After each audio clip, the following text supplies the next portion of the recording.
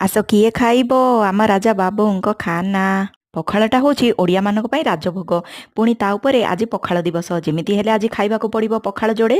ତେଣୁକରି ସକାଳୁ ସକାଳୁ ଆଗ ଟିକେ ପଖାଳ କଂସାଟେ ମୁଁ ଆଗ ରେଡ଼ି କରି ରଖିଦେଇଥିଲି ଥଣ୍ଡା କରିକିରି ଭାତକୁ।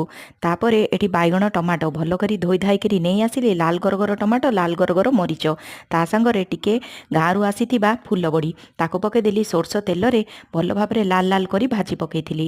ଏଠି ଫୁଲ ବଡ଼ିକୁ ବାହାର କରିନେଲି। କିଛି ଦିନରୁ ଦେହଟା ଭଲ ଲାଗୁନଥିଲା ବୋଲି ବେଶୀ କିଛି ଆଇଟମ୍ କରିବାକୁ ମନ ହେଉନଥିଲା।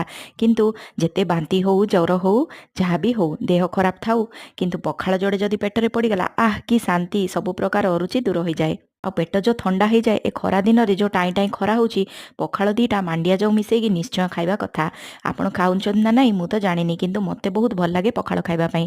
ତା ସାଙ୍ଗରେ ଏଠି ଟିକେ ଶାଗ ଭଜା କରିଥିଲି, ଆଉ ଟିକେ ପାମ୍ପଡ଼, ଆଉ ଟିକେ ଲୁଣ ପାଣି। ଜମି ଯାଇଥିଲା ପାଗଟା ମୋର। ଆପଣ କ'ଣ କଲେ ପଖାଳ ଦିବସରେ?